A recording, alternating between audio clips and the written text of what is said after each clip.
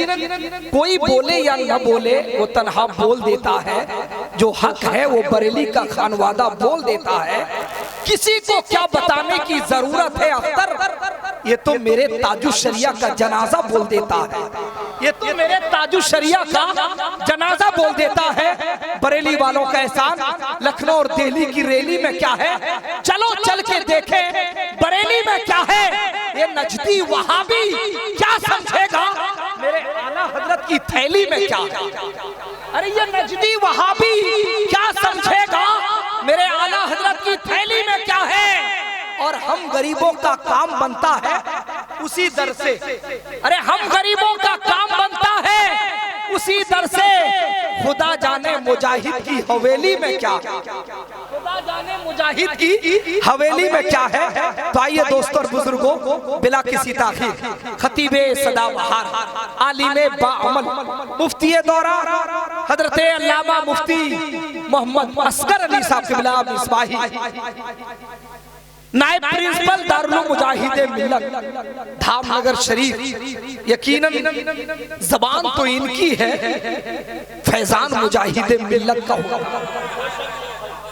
یہ اپنی بولی نہیں بولتے ہیں، جو مجاہد ملت نے پلا دیا ہے وہ زبان سے نکلتی جاتی ہے، یہ حبیب ملت کا کرم ہے، یقیناً ممبر رسول ہے۔ لاک ڈاؤن میں کتنوں کا ڈاؤن ہو گیا، کئی مدارس سے بند ہو گئے، کئی اساتذہ کے تنخواہ کم ہو گئے، لیکن کلیجہ مجاہد کے نواسے کا جو سیلری اور دنوں میں ملا کرتی تھی وہ لاک ڈاؤن میں بھی دیا جاتا، یہ دارالعلوم مجاہد ملت کی شان ہے، یہ حبیب ملت کی پہچان ہے، یہ مجاہد ملت کا یہ کھلی کرامت ہے۔ یقیناً دوستو اور بزرگوں، جہاں مجاہد ملت کی کرامت وہی حبیب ملت کا جلوہ نظر آ رہا ہے۔ تو آج کاٹا بلی میں حبیب ملت نہیں آئے، مجاہد ملت خود آ گئے۔ آپ تھوڑی دیر کے بعد نور نگاہ مجاہد ملت نواز سرکار حضور مجاہد ملت کے جلوے کی زیارت کریں گے، اور انہی خانوادے کا ایک حسین ادارہ، ایک قلعہ الحمدللہ جو پورے ہندوستان میں جس کی خوشبو پھیلی ہوئی ہے، میری مراد دارالعلوم مجاہد ملت کے نائب پرنسپل، نائب صدر مدرس حضرت علامہ مفتی اصغر علی صاحب قبلہ مصباحی کی بارگاہ میں بڑے ہی ادب و احترام کے ساتھ عریضہ پیش کروں گا۔ حبیب ملت بھی آئیں گے، اور بریلی شریف سے ایک نوجوان خطیب حضرت علامہ فرقان رضا صاحب قبلہ منظری انشاءاللہ ان سے بھی فیضیاب عباس بھائی بھی پڑھیں گے، نجم الاسلام بھی پڑھیں گے، نجم الاسلام یہ شمیل اختر بھائی بھی پڑھیں گے، پورا مجمع آئیے حضرت کا استقبال کریں، نعرہ تکبیر۔ پورا مجمع جس طرح آپ نعتوں میں دل لگا دیتے ہیں، مکمل دل کی کھڑکی کھول دیجئے اور مکمل گفتگو دل کے کانوں سے سنیے۔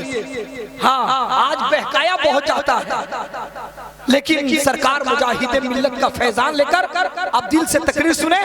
پورا مجمع نعرہ تکبیر، نعرہ رسالت، فیضان اعلیٰ حضرت سرکار حضور مجاہد ملت تاج الانبیاء کانفرنس سرزمین کاٹا بنی، نعرہ تکبیر۔ جسم فانی ہے، سجانے کی ضرورت کیا ہے، حسن دنیا کو دکھانے کی ضرورت کیا ہے، ایسے اعمال کرو کہ روح سے خوشبو آئے، عطر کپڑوں میں لگانے کی ضرورت کیا ہے۔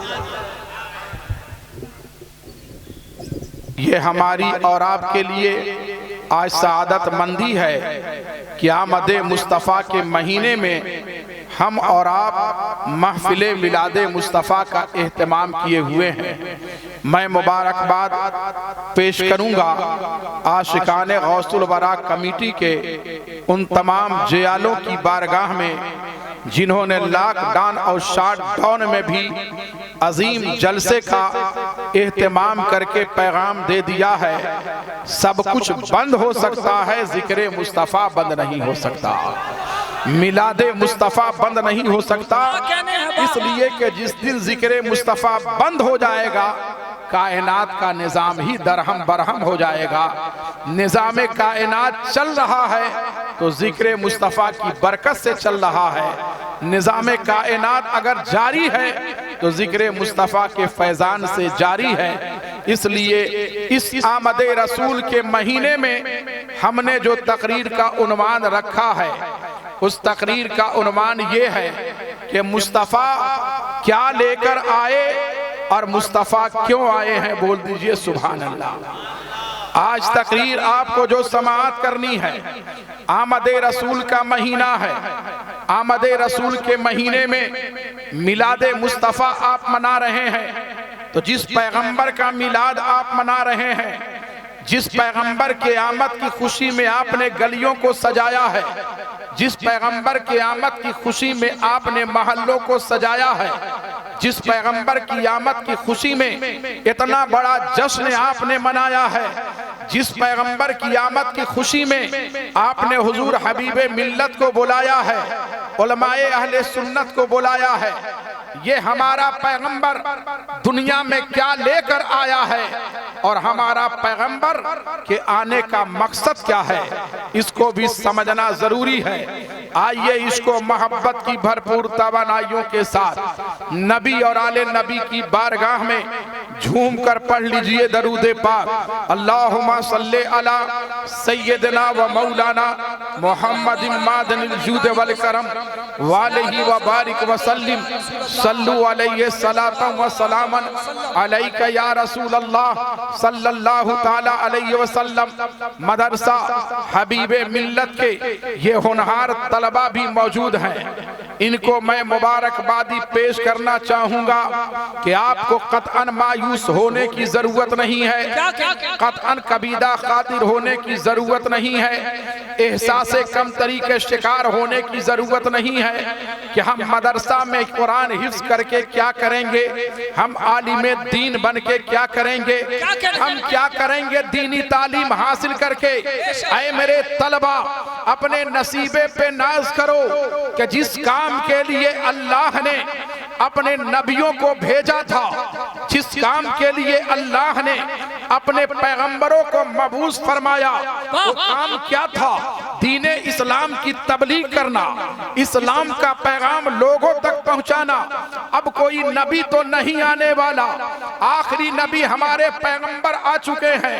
اب یہ دین کا کام کیسے آگے بڑھے گا، دین کی تبلیغ کیسے ہوگی؟ تو جس کام کے لیے اللہ نے نبیوں کا انتخاب فرمایا تھا، اسی کام کے لیے اللہ نے علماء کو نبیوں کا وارث بنا کر کے انتخاب فرما لیا ہے۔ تو آپ اپنے نصیبے پہ ناز کیجئے کہ آپ وہ کام کرنے جا رہے ہیں جس کے لیے اللہ نے پیغمبروں کو بھیجا، جس کے لیے اللہ نے حضرت آدم کو بھیجا، جس کے لیے اللہ نے حضرت موسیٰ کو بھیجا، جس کے لیے اللہ نے حضرت عیسیٰ کو بھیجا، جس کے لیے اللہ نے حضرت داؤد کو بھیجا، جس کے لیے اللہ نے اپنے پیارے پیغمبر مصطفیٰ جان رحمت کو آخری نبی بنا کر کے بھیجا ہے۔ اب اس پیغمبر کے احکامات کو آگے بڑھانے کے لیے، ان کے پیغامات کو آگے بڑھانے کے لیے اللہ نے علماء کو نبیوں کا وارث قرار دیا۔ اس لیے علماء بھی نصیبے پہ ناز کریں اور اپنی ذمہ داری سمجھیں، اور قوم کے لیے بھی ضروری ہے کہ اپنے علماء کا ادب و احترام بجا لائے۔ ان علماء کی تعظیم بجا لانا اپنے نبی کی تعظیم بجا لانا ہے۔ ان علماء سے محبت سے ملنا اپنے نبی سے محبت کرنا ہے۔ ان کو عقیدت سے دیکھنا اپنے پیغمبر کو عقیدت سے دیکھنا ہے۔ اس لیے علماء کی آپ تعظیم بجا لائیے اور علماء بھی اپنی ذمہ داری ادا کریں۔ میں یہ عرض کر رہا تھا کہ آج میں نے اپنی تقریر کا عنوان رکھا ہے نبی کیوں آئے اور نبی کیا لے کر آئے۔ اسی مناسبت سے میں نے قرآن عظیم کی ایک آیت پڑھی ہے۔ آیت جو پڑھی ہے اللہ فرماتا ہے هو الذی ارسل رسولہ بالہدا و دین الحق، اوہ جس نے بھیجا اپنے رسول کو ہدایت اور دین حق دے کر، لیظہرہ علی الدین کلی، تاکہ وہ نبی اس دین کو تمام دینوں پہ غالب کر دے، اس دین کو تمام دینوں سے آگے بڑھا دے۔ میرا پیغمبر کیا لے کر آیا؟ میرا پیغمبر ہدایت لے کر آیا، میرا پیغمبر دین اسلام لے کر آیا۔ میرا پیغمبر آیا کیوں ہے کہ آنے کا مقصد کیا ہے؟ دین اسلام کو تمام دینوں پہ غالب کر دینا، دین اسلام کو تمام دینوں سے اونچا کر دینا، دین اسلام کو تمام دینوں سے آگے بڑھا دینا۔ یہ پیغمبر کے آنے کا مقصد ہے، دین کو آگے بڑھانا۔ پیغمبر لے کے کیا آئے؟ ہدایت لے کے آئے، دین اسلام لے کر آئے ہیں۔ علماء کرام کا نورانی قافلہ موجود ہے، طلبہ اسلام اور طلبہ مدارس موجود ہیں۔ میں خود ایک ذمہ دار ادارے کا الحمدللہ استاذ ہوں، اس لیے تھوڑی سی گفتگو اس آیت پہ میں کروں گا۔ اللہ فرما رہا ہے هو الذی، او جس نے بھیجا، وہ کون ہے؟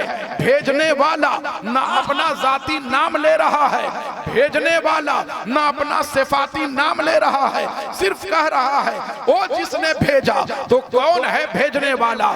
ذاتی نام لیتا تو اللہ فرماتا هو اللہ الذی، وہ اللہ ہے جس نے بھیجا اپنے نبی کو۔ صفاتی نام لیتا تو اللہ فرماتا هو الرحمن الذی، وہ رحمان ہے، وہ رحیم ہے، وہ کریم ہے، وہ ستار ہے، وہ غفار ہے، جس نے بھیجا اپنے پیارے پیغمبر کو۔ مگر بھیجنے والا نہ ذاتی نام لے رہا ہے، بھیجنے والا نہ صفاتی نام لے رہا ہے، بھیجنے والا کہہ رہا ہے هو الذی، وہ جس نے بھیجا۔ وہ کون بھیجا؟ وہ کون ہے بھیجنے والا؟ گویا کہ اللہ اپنا ذاتی اور صفاتی نام نہ لے کر یہ بتانا چاہتا ہے، اے لوگو اگر میری ذات کو سمجھنا چاہتے ہو تو میرے بھیجے ہوئے پیارے پیغمبر کی ذات کو سمجھ لو۔ میرا کمال دیکھنا چاہتے ہو، میرا جمال دیکھنا چاہتے ہو تو میرے پیغمبر کا کمال، میرے پیغمبر کی شان کو دیکھو، میرے پیغمبر کو دیکھو۔ وہ اشارہ کر دیتا ہے تو ڈوبا ہوا سورج پلٹ آتا ہے۔ میرے پیغمبر کی شان دیکھو، وہ اشارہ کر دیتا ہے تو چاند دو ٹکڑے ہو جاتا ہے۔ میرے پیغمبر کی شان دیکھو، وہ خاری کنویں میں جب لعاب دہن ڈال دیتا ہے تو ہمیشہ کے لیے چشمہ شیری بن جاتا ہے۔ میرے پیغمبر کی شان دیکھو، میرا پیغمبر جس راستے سے گزرتا ہے اس راستے کے سنگریزے پیغمبر پر سلامی پیش کرتے ہیں۔ میرے پیغمبر کی شان یہ ہے کہ میرا پیغمبر جن گلیوں سے گزرتا ہے وہ گلیاں ان کی خوشبوؤں سے معطر ہو جاتی ہیں۔ میرے پیغمبر کی شان یہ ہے کہ میرا پیغمبر اگر کسی کو محبت کے ساتھ دیکھ لیتا ہے تو صدیق اکبر بن جاتا ہے، فاروق اعظم بن جاتا ہے، عثمان غنی بن جاتا ہے۔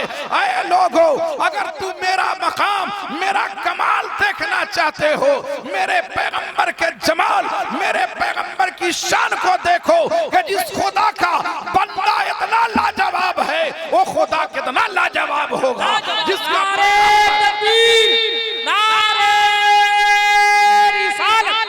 عظمت مصطفیٰ شان رسالت، تو جس کا پیغمبر اور جس کا بندہ اتنا لاجواب ہے اس کا بنانے والا خدا کتنا لاجواب ہوگا۔ جس کا نبی اتنا بے مثال ہے اس کا خدا کتنا بے مثال ہوگا۔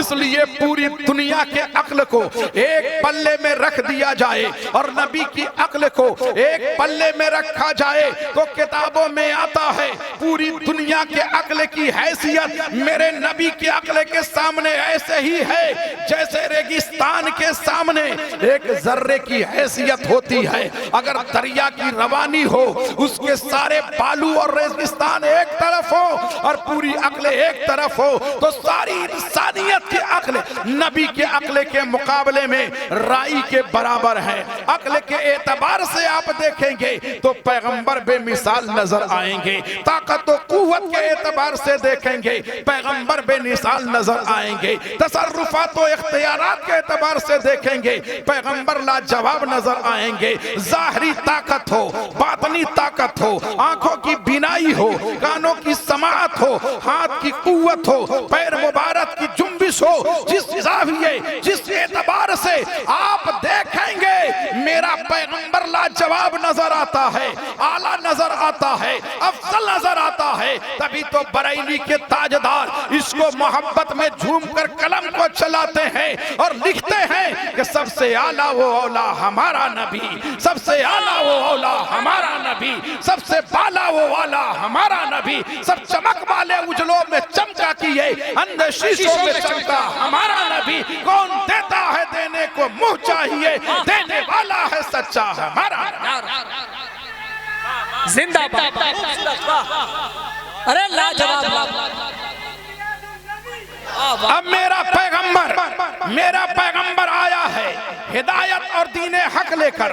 میرا پیغمبر آیا ہے اس دین کو سارے دینوں پہ غالب کرنے کے لیے, مگر میرا پیغمبر ابھی دنیا میں تشریف لایا نہیں ہے. میرا پیغمبر ابھی ماں کے شکم اقدس میں ہے. میرے پیغمبر کے برکات کو سنیے. حضرت آمنہ رضی اللہ تعالی عنہا فرماتی ہے, جو پیغمبر کی ماں بننے والی ہے, حضرت آمنہ رضی اللہ تعالی عنہا آپ فرماتی ہے جب پیغمبر میرے شکم اقدس میں آ گئے ہیں تو دنیا میں جب بھی کوئی بچہ دنیا میں آنے سے پہلے ماں کے پیٹ میں آتا ہے, قرار پاتا ہے, حمل قرار پاتا ہے, تو ماں کو معلوم ہو جاتا ہے میرے پیٹ میں بچہ آ گیا ہے, میرے پیٹ میں حمل قرار پا گیا ہے. کیسے معلوم ہوتا ہے؟ ان کی طبیعت بگڑ جاتی ہے, سر میں چکر آنے لگتا ہے, الٹی اور پریشانی ہونے لگتی ہے, طبیعت بے قرار رہنے لگتی ہے. تو عورت کو معلوم ہوتا ہے میرے شکم میں کوئی حمل قرار پا گیا ہے.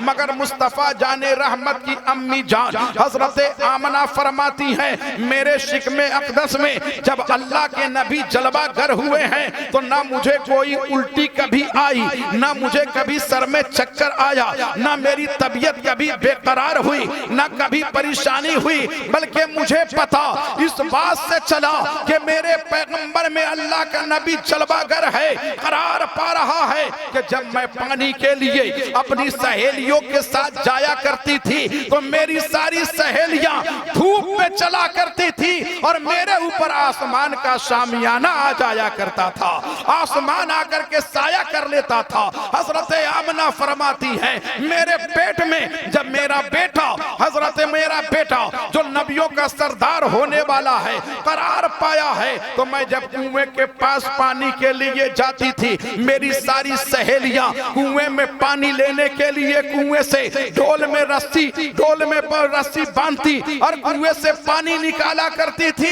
مگر جب میری باری آتی تھی تو کنویں کا پانی خود بخود اوپر آ جایا کرتا تھا.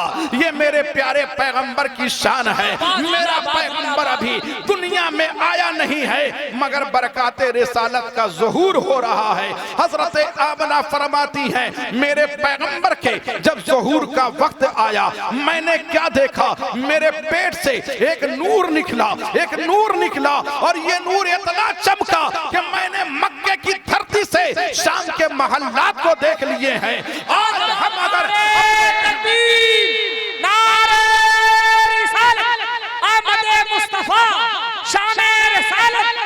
آج ہم اپنے گلیوں کو سجاتے ہیں, محلوں کو سجاتے ہیں, اپنے دکانوں کو سجاتے ہیں, مکانوں کو سجاتے ہیں تو ہمارے اوپر حملے کیے جاتے ہیں. یہ مکانوں کو کیوں سجایا جا رہا ہے, دکانوں کو کیوں سجایا جا رہا ہے, گلیوں کو کیوں سجایا جا رہا ہے, محلوں کو کیوں سجایا جا رہا ہے, اتنی روشنی کرنے کی کیا ضرورت ہے؟ ارے میرے پیغمبر کے آمد کے موقع سے اللہ نے ایسی روشنی کا انتظام فرما دیا کہ آمنہ فرما رہی ہے میں مکے کی دھرتی سے شام کے محلات کو دیکھ لیا کرتی تھی. حضرت آمنہ فرماتی ہیں میرے پیغمبر کے ولادت کا زمانہ جب قریب آیا, وہ جب پیدا ہونے والے ہوئے تو میرے پاس فرشتے آئے.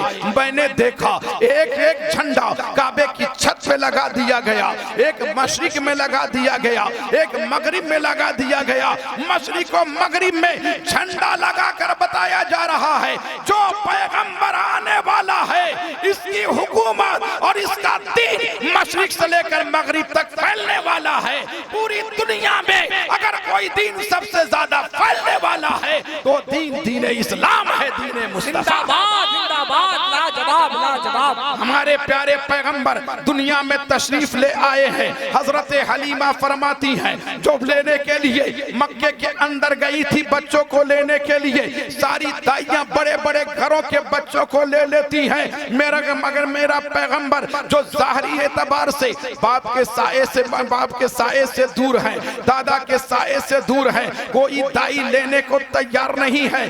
یہ معاملہ نہیں تھا، بلکہ مصطفیٰ کسی دائی کے پاس جانے کے لیے تیار نہیں ہے۔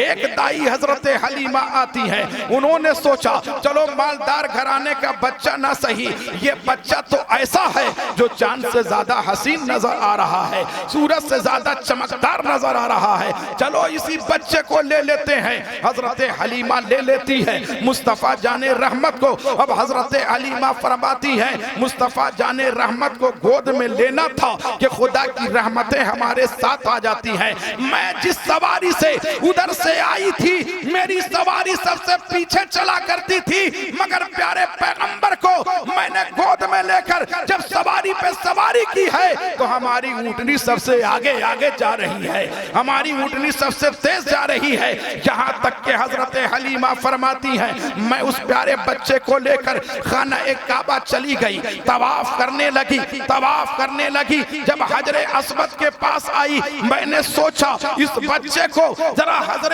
اسود کا بوسہ دے دوں تو عجب معاملہ میں دیکھتی ہوں کہ حجر اسود کعبے کی دیوار کو چھوڑ کر نبی کے قدموں سے آ جاتا ہے، نبی کے رخسار کو بوسہ لے لیتا ہے۔ یہ پیارے پیغمبر کی شان ہے۔ حضرت حلیمہ فرماتی ہیں میں نے اس بچے کو لیا، میرے گھر میں بہار آ گئی، میرے علاقے میں بہار ہی بہار ہے، اور میں نے کیا دیکھا، میرا پستان جو خشک تھا اس بچے کی آمد سے میرے پستان میں دودھ بھر گیا۔ میں نے اس لین کو دودھ پلا دیا اور ایک پستان کا دودھ پلایا۔ میں نے سوچا دوسرے پستان کا بھی دودھ پلا دوں، مگر یہ بچہ دوسرے پستان کا دودھ نہیں پی رہا ہے۔ میں حیرت میں ہو گئی، یا اللہ معاملہ کیا ہے؟ بچے تو دودھ خوب پیتے ہیں، یہ بچہ ایک پستان کا دودھ چوس کر دوسرے میں منہ نہیں لگا رہا ہے۔ تو حضرت آمنہ حضرت حلیمہ فرماتی ہے میں نے محسوس کیا کہ میرا بیٹا ایک اور حمزہ تھا، یہ آنے والا بیٹا جس کو میں نے گود لی ہے، یہ آنے والا بیٹا دنیا کو نظام عدل قائم کر رہا ہے۔ اے لوگوں، تمہارے مال میں، تمہارے باپ کے مال میں تمہارے بھائی کا بھی حق ہوتا ہے، تمہاری بہنوں کا بھی حق ہوتا ہے۔ اب میں نے محسوس کیا یہ آنے والا بیٹا لاجواب بیٹا نظر آ رہا ہے، جس کی عدالت شیر خارگی میں اس طرح ہے، تو آگے بڑھنے کے بعد عدالت کا عالم کیا ہوگا، نظام عدالت کس طرح چلائے گا۔ پھر میں نے دیکھا میرا بیٹا یہ اپنے بھائی کے لیے حق چھوڑ دیتا ہے، لیکن میرے گھر میں جو میرا بیٹا ایک حمزہ تھا، وہ بھی اس بچے کا ادب اور ان کی تعظیم اس طرح بجا لاتا ہے کہ جب تک کہ محمد عربی دودھ نہیں پی لیتے ہیں ان سے پہلے میرا بیٹا حمزہ دودھ میں منہ نہیں لگاتا ہے۔ یہیں سے مزاج مل گیا ہے، میرا پیغمبر آ رہا ہے تو شان و بان کے ساتھ آ رہا ہے۔ میرا پیغمبر دنیا میں آیا، بہاروں کا انقلاب لے کر آیا ہے۔ میرا پیغمبر دنیا میں آیا، عدل و انصاف کا نظام قائم کرنے کے لیے آیا ہے۔ میرا پیغمبر دنیا میں آیا، علم و ہنر کا ماحول قائم کرنے کے لیے آیا ہے۔ میرا پیغمبر دنیا میں آیا ہے تو کیا لے کر آیا ہے؟ دین لے کر آیا ہے، ہدایت لے کر آیا ہے۔ یہ دین جو ہمارے پاس دین اسلام ہے، پیغمبر اسی دین کو لے کر آئے ہیں۔ اور کیوں آئے ہیں؟ لِيُظْهِرَهُ عَلَى الدِّينِ كُلِّهِ، تاکہ وہ پیغمبر اس دین کو سارے دین پہ غالب کر دے۔ میرے پیغمبر کا عزم دیکھو، عزم اور حوصلہ اتنا ہے کہ اس دین اسلام کو سارے دینوں پہ غالب کرنا ہے۔ یہ ہے عزائم کی بلندی، مگر جتنا بڑا عزم ہوتا ہے، اسی اعتبار سے انسان کے پاس اسباب ہونا چاہیے۔ پیغمبر کا عزم تو اتنا بلند کہ دین کو سارے دین پہ غالب کرنا ہے، مگر اسباب کا عالم یہ ہے کہ جیسے ہی پیغمبر نے 40 سالہ اپنی زندگی میں 40 سال کی عمر میں نبوت کا اعلان ہوا ہے، پیغمبر پہ پتھر مارے جا رہے ہیں، پیغمبر کی راہوں میں کانٹے بچھائے جا رہے ہیں، پیغمبر کو پاگل و مجنون کہا جا رہا ہے، پیغمبر کے ماننے والوں پہ ظلم و ستم کا پہاڑ توڑے جا رہے ہیں، پیغمبر کے ماننے والے صحابہ پر کسی صحابی کے ہاتھ اور پیر کو باندھ کر گرم رتیلی زمین پہ لٹایا جا رہا ہے، کوڑے پہ کوڑے مارا جا رہا ہے، کسی کو در بدر کیا جا رہا ہے۔ وسائل کی تنگی کا عالم یہ ہے کہ میرا پیغمبر جب اعلان نبوت 40 سال کی عمر میں کرتا ہے تو اعلان نبوت کرنے کے بعد اب مکے کے لوگ ساتھ نہیں دے رہے ہیں، بلکہ نبی کے دشمنی پہ آ جاتے ہیں، ان کے ساتھ بدسلوکی کرنے لگتے ہیں، راستے میں کانٹے بچھانے لگتے ہیں، راہوں میں کانٹے ڈالنے لگتے ہیں، مگر میرا پیارا پیغمبر سب کے لیے دعائے خیر کرتا چلا جا رہا ہے۔ میرے پیارے پیغمبر کا عزم دیکھو، دین اسلام کو سارے دین پہ غالب کرنا ہے، مگر اسباب کی تنگی کا عالم یہ ہے کہ ایک زمانہ ایسا آیا کہ مکے کی گلیاں نبی پاک کے لیے ظاہری طور پہ تنگ کر دی گئی ہیں، یہاں تک کہ وطن کو بھی نبی پاک نے چھوڑا ہے۔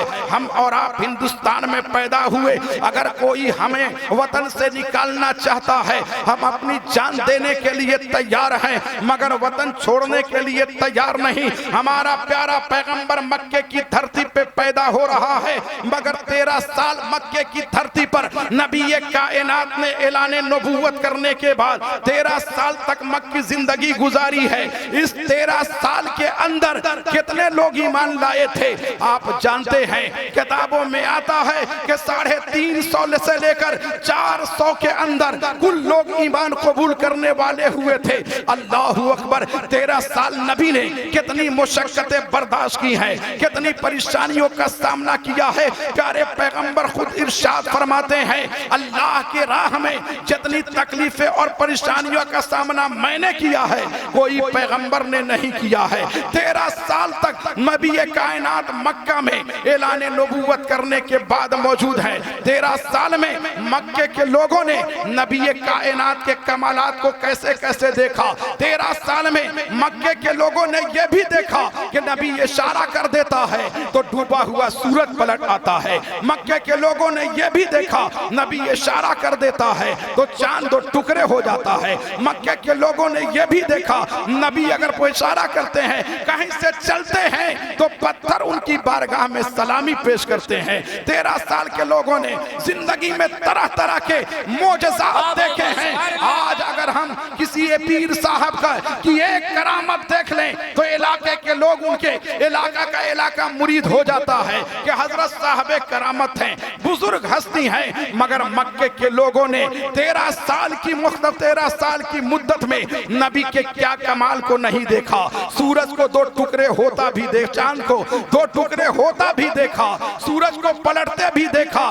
درخت کو اشارہ نبی کر دیں تو درخت قدموں میں حاضر آ جائے۔ مکے کے لوگوں نے یہ بھی دیکھا ہے انسان تو انسان، یہ اونٹ اور جانور بھی نبی کی بارگاہ میں جا کر شکایت کرتے ہیں اور نبی ان کی شکایت کو دور کرتے ہیں۔ گویا کہ جانور بھی جانتا ہے یہ جو آنے والا نبی ہے یہ جانوروں کے حقوق کو بھی بتانے والا ہے، انسانوں کے حقوق کو بھی بتانے والا ہے، نظام اسلام کو پھیلانے والا ہے۔ 13 سال مختصر 13 سال کی زندگی ہے مکی زندگی میرے آقا کی، اور اس 13 سال میں بہت کمالات و معجزات دیکھنے کے بعد 350 سے لے کر 400 لوگوں نے اسلام کو قبول کیا۔ پیغمبر کی زندگی میں مکی زندگی میں ایک دور ایسا آتا ہے 3 سال تک نبی کائنات کو ایک گھاٹی میں سمیٹ دیا گیا ہے۔ نبی کے پورے خاندان کو، نبی کے ماننے والوں کو ایک گھاٹی کے اندر کر کے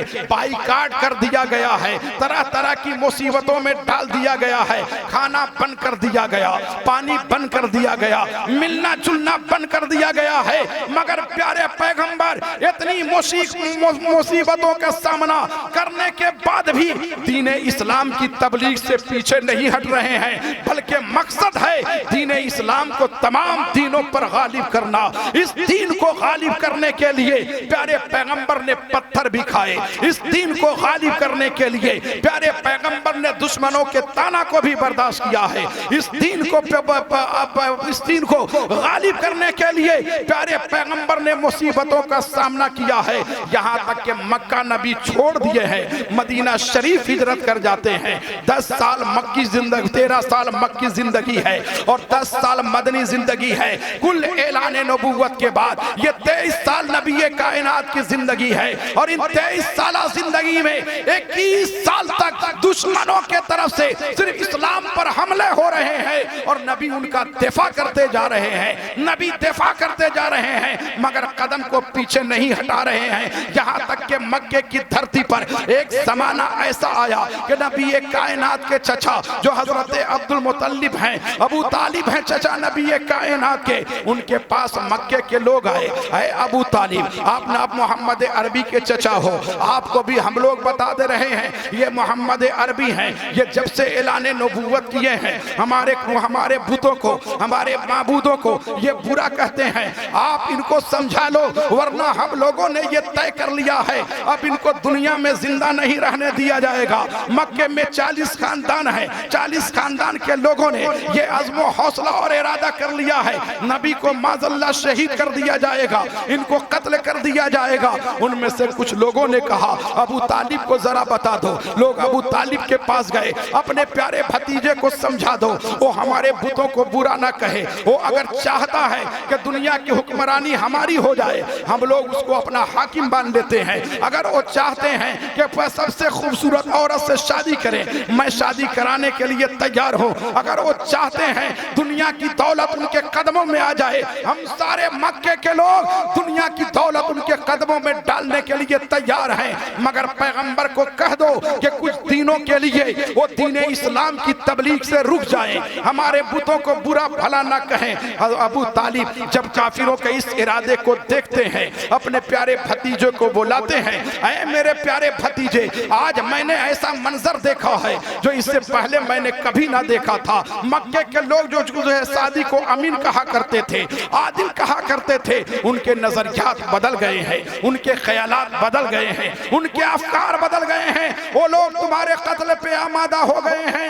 اے میرا بھتیجا میرا مشورہ یہ ہے کہ تھوڑے دنوں کے لیے تم دین اسلام کی تبلیغ چھوڑ دو، خاموشی اختیار کر لو، لیکن پیارے پیغمبر نے تاریخی جملہ ارشاد فرمایا تھا اے میرے چچا اگر یہ کفار ہمیں قتل بھی کر دیں گے، اگر وہ ہمارے ایک ہاتھ میں سورج اور دوسرے ہاتھ میں چاند لا کے کہیں کہ تم دین اسلام کی تبلیغ سے رک جاؤ تو میں دین اسلام کی تبلیغ سے رکنے والا نہیں ہوں، اس لیے کہ اللہ نے ہمیں بھیجا ہی اس لیے ہے کہ دین اسلام کو سارے دینوں پہ غالب کرنا ہے، دین اسلام کو آگے بڑھانا ہے۔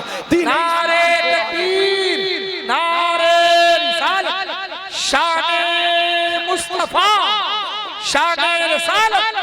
ہمارا پیارا پیغمبر دین اسلام کو آگے بڑھانے کے لیے آیا ہے، اور اس دین اسلام کے آگے بڑھانے کے لیے پیارے پیغمبر نے کن مصیبتوں کا سامنا نہیں کیا، پیارے پیغمبر کے ماننے والوں نے کن مصیبتوں کا سامنا نہ کیا، لیکن یہ دین ہے جو آگے بڑھتا چلا جا رہا ہے۔ اللہ کے رسول دین اسلام کی تبلیغ کر کے جب دین مکمل ہو گیا، حکم الہی سے رب کی بارگاہ میں پہنچ گئے، میرے اور آپ کے پیارے پیغمبر کا وصال ہو گیا، اب پھر اس دین کو آگے بڑھانے کے لیے حضرت صدیق اکبر مسند خلافت پہ جلوہ گر ہوتے ہیں، انہوں نے اپنے خلافت کے دور میں اس دین کو آگے بڑھایا۔ حضرت فاروق حضرت صدیق اکبر کے بعد پھر اس دین کو آگے بڑھانے کے لیے عزم اور ارادہ لے کر حضرت فاروق اعظم مسند خلافت پہ جلوہ گر ہوتے ہیں۔ 10 سال تک آپ نے مسند خلافت پہ 10 سال تک زندگی آپ نے گزاری ہے، اور 10 سال کے مختصر عرصے میں حضرت فاروق اعظم نے 44 ممالک میں اسلام کا جھنڈا لہرا دیا ہے، اسلام کا جھنڈا نصب کر دیا ہے۔ حضرت فاروق اعظم کی تاریخ کو جب ایک انگریز مطالعہ کرتا ہے تو لکھنے پہ مجبور ہو جاتا ہے، اگر اسلام میں کوئی دوسرا اوپر ہو جاتا تو پوری دنیا میں صرف اور صرف دین اسلام نظر آتا، اسلام वाह वाह या ये दीन का पैगाम आगे बढ़ाने के लिए हजरत फारूक आजम ने 10 सालों मेहनत की है कि 10 साल के मुख्तसर अरसे में 44 मुल्कों पर इस्लाम का परचम लहराया जाता है। इस्लामी ममालिक में सारे दाखिल हो जाते हैं और वहाँ के लोग इस्लाम कबूल कर लेते हैं। यही फारूक आजम रदी अल्लाह ताला अन्हो हैं। जब एक मुल्क फतह करने के लिए, मुल्क ईरान फतह करने के लिए हजरत फारूक आजम ने अपने मसनद खिलाफत और दौरे खिलाफत में हजरत साद बिन वक्कास सहाबी रसूल को सिपा सालार और कमांडर बना के भेजा। हजरत साद बिन वक्कास सिपाहियों को लेकर, फौजियों को लेकर ईरान फतह करने के लिए चले गए हैं। मगर ईरान मुल्क में जाने से पहले एक दरिया आ जाया करता था, बड़ा सा दरिया था। अब हजरत साद तो पहुंच गए हैं। पहुंचने के बाद आपने देखा बीच में दरिया है। दरिया पास करने के लिए कश्ती और स्टीमर की जरूरत होती है। ना हमारे पास कश्ती है, ना हमारे पास स्टीमर है, ना कोई जाहिरी तौर पे तदबीर नजर आ रही है। और ईरान के लोग जो नसरानी थे, समंदर के उस पार अपने अपने कमान में तीर चढ़ाकर बैठे हुए हैं, निशाना लगाए कि जब भी मुसलमान फौजी और सिपाही कोई दरिया में कूदेगा हमारे पास आने के लिए, हम अपने तीर से उसकी लाश को दरिया ही में बहा देंगे, इस तरफ आने ना देंगे। हजरत साद बिन वक्कास, जिनकी जिंदगी का मकसद असली था इस्लाम को आगे बढ़ाना है, परचम इस्लाम को लहराना है, दीन इस्लाम की तबलीग करनी है, आपने अपने फौजियों से कहा, ऐ मेरे सिपाहियों, ऐ मेरे फौजियों, हमारे पास दरिया पार करने के लिए कोई कश्ती और स्टीमर तो नहीं है। दूसरा आदमी होता जाकर के हजरत फारूक आजम को कहता, आपने भेज दिया है वहां, लेकिन वहां पे ना कश्ती है, ना स्टीमर है, ना जहाज है, हम कैसे दरिया उस पार करें। मगर इन सहाबा के दिल में एक ही जुनून था, जब तक जान रहेगी दीन इस्लाम की खिदमत करनी है, इस्लाम को आगे बढ़ाना है। हजरत साद बिन वक्कास ने अपने सिपाहियों को इकट्ठा किया और कहा कि देखो, मेरे पास कोई कश्ती तो नहीं है, मेरे पास कोई और ताकत तो नहीं है, हाँ मगर रब्बे कदीर की जात पर भरोसा और एतमाद जरूरी है। चलो सबसे पहले दरिया में घोड़ा हम दौड़ाते हैं और मेरे पीछे पीछे तुम लोग भी घोड़े दौड़ा दो। हजरत साद बिन वक्कास ने अल्लाह का नाम लेकर और या रसूल अल्लाह का नारा लगाकर दरिया में घोड़े को दौड़ाया। सिपाहियों ने दरिया में घोड़े को दौड़ाया तो क्या देखा, दरिया में रास्ता बनता नजर आता है, दरिया रास्ता देता नजर आता है। इसी वाक़े पर जब अल्लामा इकबाल की नजर पड़ती है तो उनका कलम जुम्बिश करता है और लिखने पे मजबूर हो जाता है कि दस्तो दस्त है, दरिया भी ना छोड़े हमने, बाहरे जुल्मात में दौड़ा दिए घोड़े। जिंदाबाद, लाजवाब, नारे तकबीर, नारे रिसालत, मकामे मुस्तफा, आमदे मुस्तफा। फारूक आजम ने साद बिन वक्कास को सिपा सालार बनाया था। वो दरिया के उस पार जाते हैं, ईरान मुल्क पर इस्लाम का परचम लहरा देते हैं, इस ईरानियों को मजबूर करते हैं हथियार को गिराने पर, हथियार को रखने पर। ईरानी हथियार रख लेते हैं, ईरान पर इस्लाम का परचम लहरा जाता है। जब फतह नुसरत के और कामयाबी का परचम लहरा दिया गया, हजरत साद बिन वक्कास ने अपने फौजियों को तलाश किया, इकट्ठा किया, एक खुतबा दिया, सबका शुक्रिया अदा किया और कहा कि सुनो, जिस दीन को प्यारे पैगंबर गालिब करना चाहते थे उस दीन को तुम लोगों ने गालिब किया है, अल्लाह सबको जज़ाए खैर अता फरमाएगा। अब जरा बताओ, दरिया तुम लोग दौड़ के पार किए हो, क्या तुम्हारा कोई सामान दरिया के अंदर गिर गया है? अल्लाहू अकबर। आज हम अपने बेटे को खिलाते हैं, आज हम अपने बेटे को पिलाते हैं, जिंदगी की हर ख्वाहिश को पूरी करते हैं, मगर हमारा बेटा कोई जरूरी नहीं है कि हमारी हर बात को मानने के लिए तैयार हो जाए, हमारी औलाद तैयार हो जाए, ना हमारा गुलाम तैयार, ना औलाद तैयार।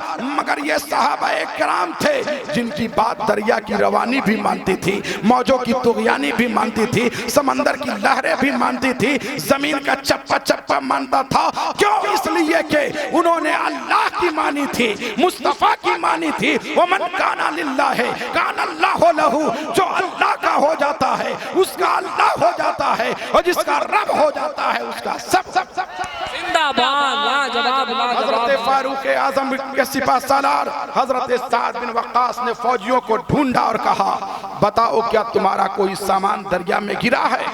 ایک بوڑھا فوجی آگے بڑھتا ہے، کہتا ہے اے میرے سپہ سالار، ہاں میرے پاس مٹی کا ایک پیالہ تھا پیالہ، جب میں اجلت اور جلدی میں دریا پار کرنے لگا تو میرا وہ مٹی کا پیالہ دریا میں گر گیا ہے، ہمیں وہ پیالہ چاہیے۔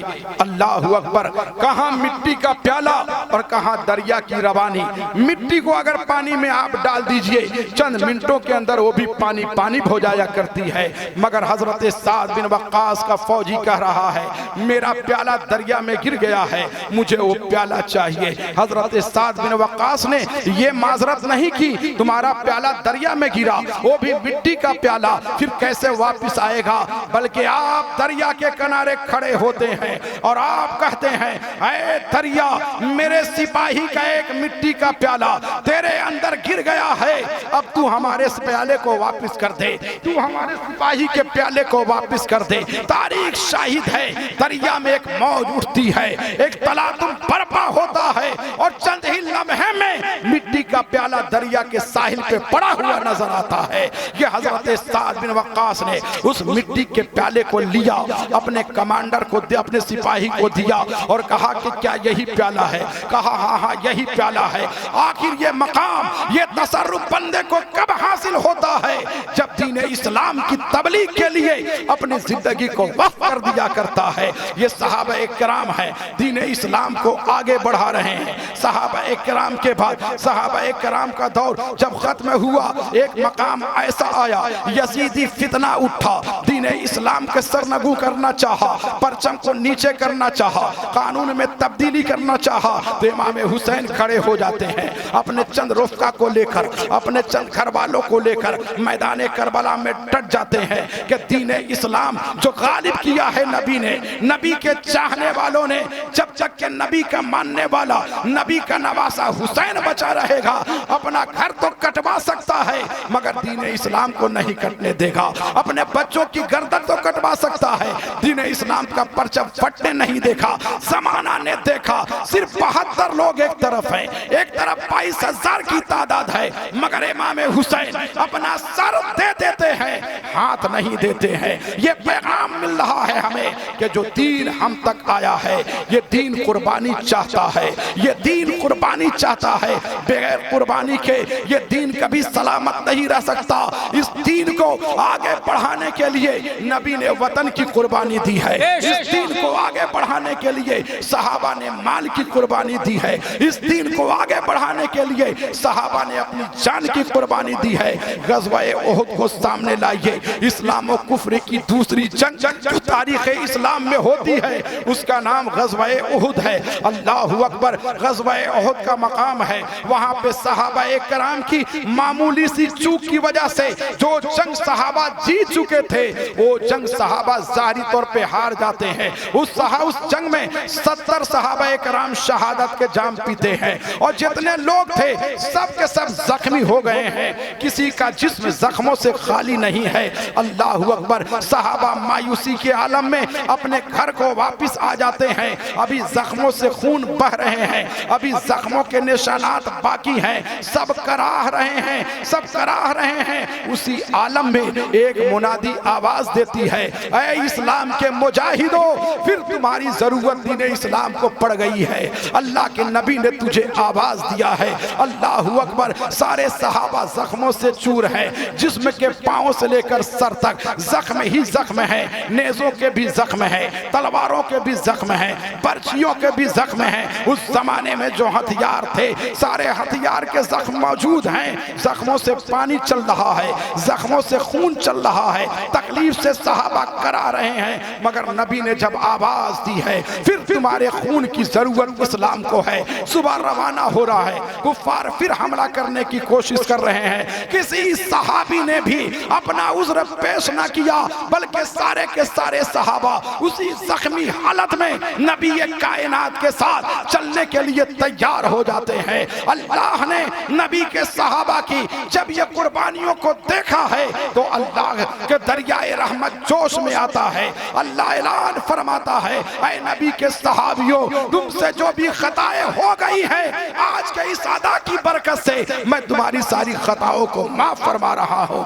یہ دین اسلام جو ہم تک پہنچا ہے یہ آسانی کے ساتھ نہیں پہنچا ہے۔ جب نبی کائنات کے جسموں پہ تیر چلے ہیں تو یہ دین ہم تک پہنچا ہے، جب مصطفیٰ کے دندان مبارک شہید ہوئے ہیں تو یہ دین ہم تک پہنچا ہے، جب نبی کو میدان طائف میں لہو لہان کیا گیا ہے تو یہ دین ہم تک پہنچا ہے، جب صحابہ کو گھر سے بے گھر ہوا ہے نہ پڑا تب یہ دین ہم تک پہنچا، جب نبی نے مکے کو چھوڑا ہے تو یہ دین ہم تک پہنچا ہے، صحابہ کرام شولوں پہ لیٹے ہیں تو یہ دین ہم تک پہنچا ہے۔ یہ دین بتا رہا ہے، یہ دین آگے اس وقت بڑھتا ہے جب دین کے لیے بندہ مومن قربانی دیتا ہے، کبھی جان کی بھی قربانی، کبھی مال کی بھی قربانی، کبھی وطن کی بھی قربانی، کبھی ہجرت کی بھی قربانی۔ اور یہی دین جن کے نواسے حضور حبیب ملت ہیں، ان کے نانا سرکار مجاہد ملت علیہ رحمہ ہے، ایک زمانہ ایسا آیا پھر دین اسلام کو آگے بڑھنے کے لیے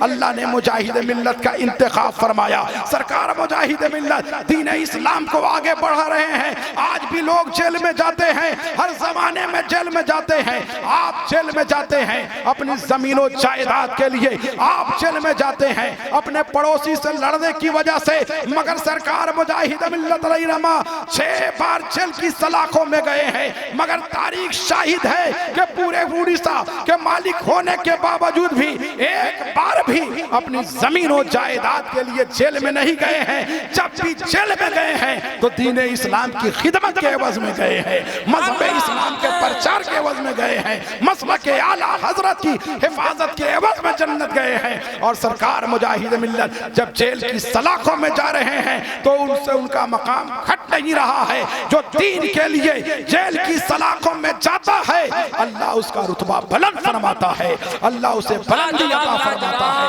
یہ دین اسلام نبی آئے کیوں؟ دین اسلام کو آگے بڑھانے کے لیے۔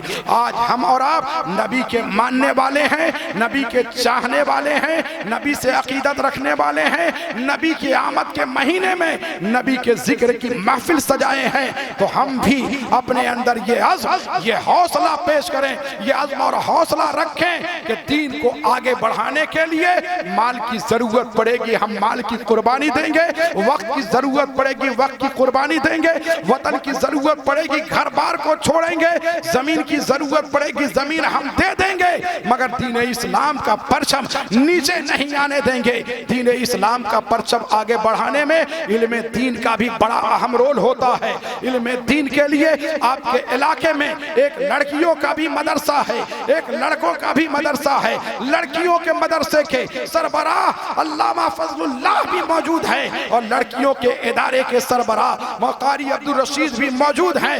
یہ دونوں کوشش میں لگے ہوئے ہیں کہ لڑکوں کو بھی دینی تعلیم سے آراستہ کیا جائے، لڑکیوں کو بھی دینی تعلیم سے آراستہ کیا جائے، اور مسلک اعلیٰ حضرت کی روشنی میں دین تعلیم سے انہیں لیس کیا جائے، تاکہ یہ بچے یہ بچیاں جب آگے بڑھیں تو زمانے کو بتائیں کہ دین حق کس کو کہتے ہیں، اسلام کس کو کہتے ہیں، نماز کا طریقہ کیا ہے، پیر کون ہوتا ہے، پیر کو کیسا ہونا چاہیے۔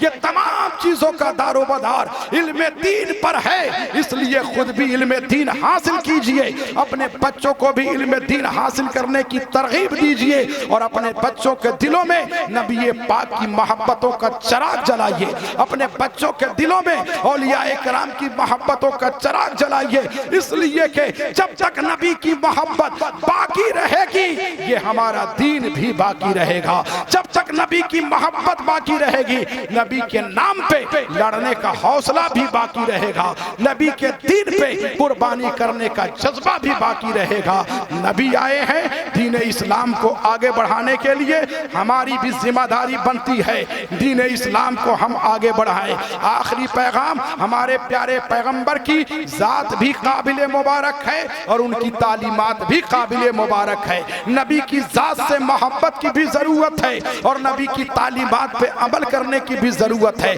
ذات مصطفیٰ سے ہم اور آپ تو محبت کرتے ہیں، ہم نے اس مہینے میں گلیوں کو سجایا، یہ نبی کی ذات سے محبت کی دلیل ہے۔ ہم نے چوراہوں کو سجایا، یہ نبی کی ذات سے محبت کی دلیل ہے۔ ہم نے جلسوں کو سجایا، نبی کی ذات سے محبت کی دلیل ہے۔ مکانوں کو چراغاں کیا، یہ نبی کی ذات سے محبت کی ضرورت ہے۔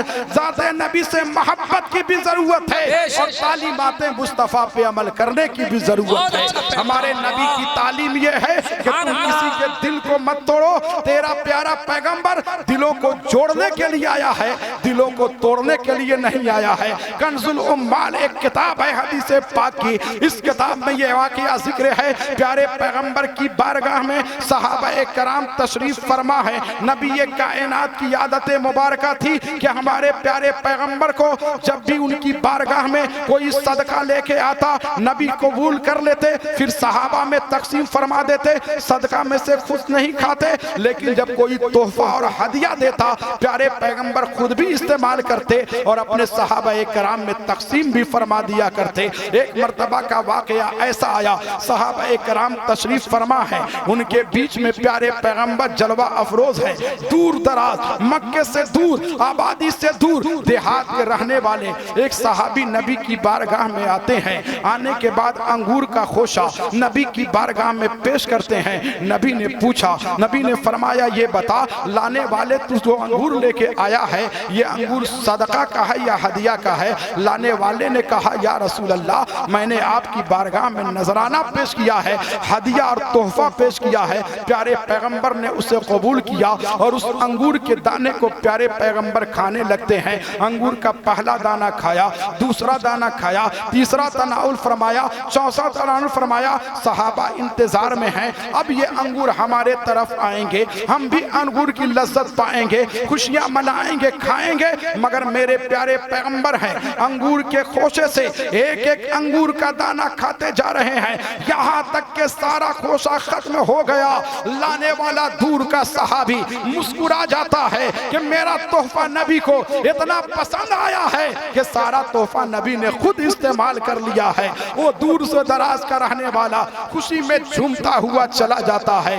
صحابہ اکرام نے کہا یا رسول اللہ آج ہم نے ایک ایسا عمل آپ کا دیکھا ہے، اس سے پہلے ہم نے آپ کا کبھی یہ عمل نہیں دیکھا۔ آپ کی بارگاہ میں جب بھی ہدیہ کے طور پہ کوئی سامان آتا تھا آپ بھی تھوڑا استعمال فرماتے تھے، ہم غریبوں کو بھی کھلایا کرتے تھے، مگر آج انگور کا خوشہ ہدیہ کے طور پہ آیا ہے، آپ نے پہلا دوسرا دانہ کھایا، ہم انتظار کرتے رہے پیارے پیغمبر اب انگور کے دانے ہم صحابہ میں تقسیم فرمائیں گے، مگر میری حیرت کی انتہا، ہم لوگوں کی حیرت کی انتہا نہیں رہی کہ سارے انگور کے دانے آپ کھا لیتے ہیں، ایک بھی اپنے صحابہ کو نہیں دیتے ہیں۔ اب اتنی بات سننے کے بعد نبی کائنات نے کیا ارشاد فرمایا اور سے سنیے، میرا پیارا پیغمبر ارشاد فرماتا ہے اے میرے صحابہ تم بالکل صحیح کہہ رہے ہو، اس سے پہلے جب بھی ہدیہ کا سامان آیا میں نے خود بھی لیا، تم لوگوں کو بھی دیا، مگر آج بھی ہدیہ کا سامان آیا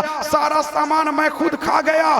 اس کی وجہ یہ تھی کہ انگور کا خوشہ لانے والا صحابی محبت میں بڑی عقیدت کے ساتھ لے کر دور سے آیا تھا، میں نے انگور کا پہلا دانہ منہ میں رکھا، ذائقہ پایا تو اس میں ترشی اور کھٹا پن تھا، میں نے دوسرا دانہ لیا اس میں بھی کھٹا پن تھا، میں نے تیسرا کھایا اس میں بھی کھٹا پن تھا، میں اس انتظار میں تھا کہ میٹھے کوئی دانے آئے تو پھر صحابہ میں تقسیم کریں، اس لیے کہ اگر تیرے پاس یہ دانے چلے جاتے زبان پہ رکھتے اور ذائقہ جب کھٹا محسوس کرتے تیرا چہرے کا رنگ بدل جاتا، منہ کا نقشہ بگڑ جاتا، تو ممکن ہے ہمارے لانے والے صحابی کا دل ٹوٹ جاتا اور تیرا پیارا پیغمبر سارا کھٹے دانے کو مسکرا مسورہ کے کھانا گوارا کیا مگر لانے والے کا دل توڑنا گوارا نہیں کیا ہے۔ تیرا پیارا پیغمبر دنیا میں دل توڑنے نہیں آیا ہے، ٹوٹے دلوں کو جوڑنے کے لیے آیا ہے۔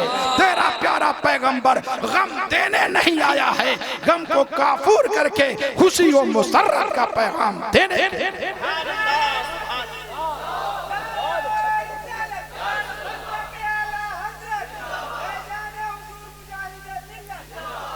تو پیغمبر کی آمد پر آپ جشن منا رہے ہیں۔ پیغمبر کی آمد کا مقصد آپ نے سنا، دین اسلام کو تمام دینوں پر غالب کرنا۔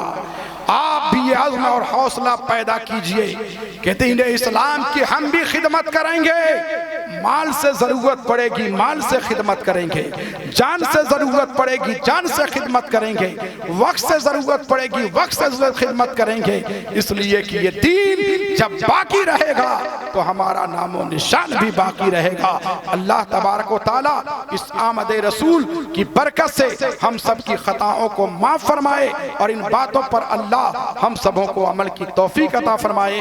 کی محمد سے وفا تو نے تو ہم تیرے ہیں، یہ جہاں چیز کیا ہے لوح و قلم تیرے ہیں۔ گویا کہ اللہ فرما رہا ہے اے بندو تم مصطفیٰ پیارے مصطفیٰ سے وفا کرو، ان کے عہدوں کو پورا کرو، ان سے غلامی کا سچا ثبوت دو۔ جب تم نبی کا سچا غلام بن جاؤ گے تو یہ دنیا اور جہان کیا چیز ہے، لوح بھی تیرے پاس قلم بھی تیرے پاس، تو اپنی مرضی سے جیسی چاہے تقدیر لکھتا جا، ہم اسی طرح تمہاری تقدیر بناتے جائیں گے۔ شرط یہ ہے کہ تو نبی کا سچا غلام بن جا، نبی کی غلامی اختیار کر لے۔ کی محمد سے وفا تو نے تو ہم تیرے ہیں، یہ جہاں چیز کیا ہے لوح و قلم تیرے ہیں۔